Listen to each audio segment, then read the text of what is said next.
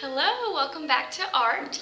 I hope you guys had a really great weekend, and I hope you had a lot of fun, and your first week of distance learning was a success. Alright, so today we're going to go back over our elements of art foldables, and we're going to go back over our motions. So let's go ahead and stand up if you're sitting. Let's go ahead and let's try to do all of our motions at one time together, and we're going to go through each and every one of them, okay? We're not going to pause, and if we need to rehearse it, we will. So let's go. All right, we have color, line, shape, form, value, texture, and space. I hope you remember that one. That one's fun, right? All right, so if we need to rehearse it again, let's go back over it. We have color, line, shape, form, value, texture, and space. All right, great job. Let's go ahead and sit back down, and we're going to go back over our 7 elements. Our first element was color, and let's talk about color. We have our primary colors, and what do primary colors do? They make all of the other colors. There's 3 colors: blue, red, and yellow. And when we combine each of those colors with another color, we get our what we call secondary colors. So purple, orange, and green. And here we have our color wheel. And we have line. Remember, a line is a dot that went for a walk. We have different kinds of lines. Do you guys remember hearing the term line quality to refer to the thickness of the line? And then we have shape, which are 2-dimensional and they're flat, so they don't have different sides. They're one-sided, okay? And they can be geometric or organic. They have no depth. Form, however, has depth, and that just means that it has different sides. Value is the difference between light and dark, and we made our small miniature value scale right here. And remember, you mix black and white to make gray. Texture is how the surface of an object feels. So remember we talked about the different kinds of textures for examples? Hairy, fuzzy, rough, bumpy, smooth, and then I asked you to add one of your own. And I'm looking at your exit tickets, and I'm hoping that I see one of your own textures. I'm excited. And space, lastly, is the area that's in, around, above, or below an object. And then we have our 3 examples of different kinds of space. So we have perspective. This is called overlapping, and this is positive and negative space.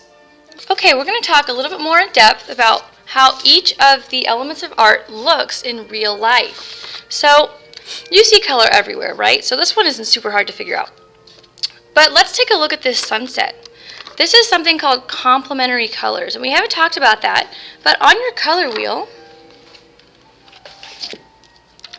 you have colors that are directly across from each other. Do you guys see that? Red is directly across from green. Orange is directly across from blue, and purple is directly across from yellow. So what complementary colors are the colors that are directly across each other on the color wheel. And right here we have nature using complementary colors. Look how beautiful that looks. That's orange and blue. And now we have primary colors, our 3 colors that make all the other colors: red, yellow, and blue. A little bit of green in there too. All right. So next we have line. Lines, just like anything else, are everywhere, but we don't really think about it, right? Lines make up everything. There's outlines all over the place. So if you look at a building and you don't look at anything on the inside of the building, you just look at the outside edges, that's a line. So let's go ahead and look at a street. We have dotted lines, straight lines, and curly lines in the street side. We also have in nature some more organic lines, more free-flowing. So we have squiggly lines, lines that are attached ultimately, but they kind of go in different directions. And of course we have lines on a leaf, diagonal with a little curve and some squigglies on the outside. Okay, next we have shape. Remember, we have geometric and organic shapes. There are 2 different kinds, and they are flat. So money is a good example because it's just a regular rectangle. And a stop sign too, there's shapes that are man-made. And in nature, a cloud is a shape. Remember we talked about that, how a cloud is an organic shape? And value, the difference between light and dark. This is a very literal translation of what value means. But let's go ahead and look at this picture right here. So you can see that I wrote on this. The sun creates light which hits this flower, right? And we can see how the light starts to kind of fall off because there are things blocking the light. Do we see that? So here it's where it's the darkest, and here's where the lightest is. The lightest part of the flower will always be right under where the sun is hitting it. So we can see a gradual fade to darkness. Do y'all see that? Light to dark. Texture. This one's really fun to me because it's a little difficult to grasp at first, but once you get it, it's a lot of fun to talk about. So there's two different kinds of texture. There's tactile and there's visual texture. And you might be thinking, I don't understand that. That doesn't make sense to me. So tactile means feeling. So I can feel the textures on these items. I can feel that this marble countertop is really smooth, right? Just like I can feel this desk is really smooth. I can feel this leather. It's kind of bumpy but kind of smooth. I can feel this crumpled paper. It's bumpy. I can feel these bricks. They're rough and they have edges and they're bumpy. And I can feel this popcorn ceiling right here. It's also really bumpy, kind of spiky too.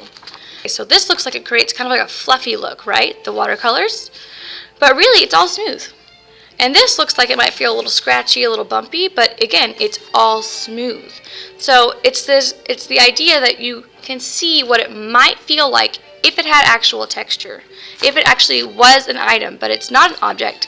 So it's really just flat and smooth, but it looks like it has texture. So that's tactile and visual. Don't worry about it. We'll talk about it more another time. You don't need to grasp these fully just yet.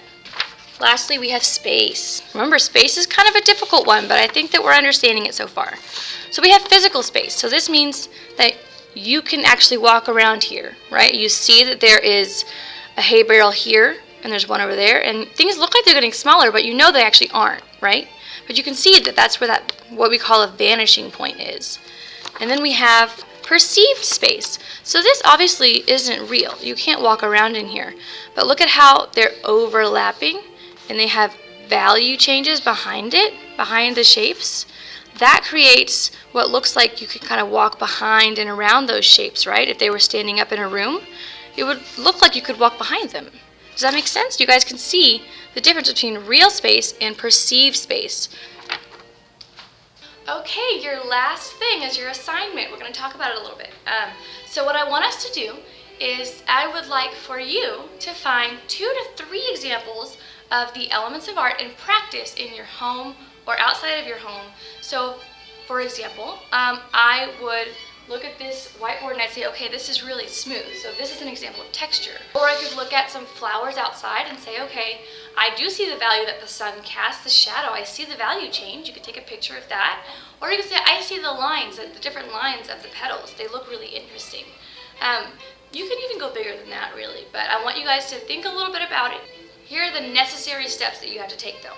So 1, you need to find 2 to 3 elements of art that are real-world examples, so in or around your home. And 2, you need to be in the picture that you take. So parents, if your child is not allowed to be in pictures, you don't have to follow that rule. This child does not need to be in the picture. But I need proof that you actually that you're there and you're doing the assignment. And I also want to see you doing the motion of the element of art that you're representing. So if I'm looking at this, I'll just kind of go like this. You can make a funny face, that's fine. I'll go like this with my hands, and my mom or dad will snap a picture of me, and I'll send that to Miss Prather.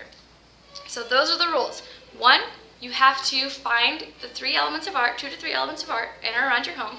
You need to be in the picture. Remember, not all students have to. If you are not allowed to have pictures taken of you, you do not need to do this. And 3, you have to be doing the motions of our elements of art in the picture. All right, good luck. Go forth and conquer. I'll see you guys next time.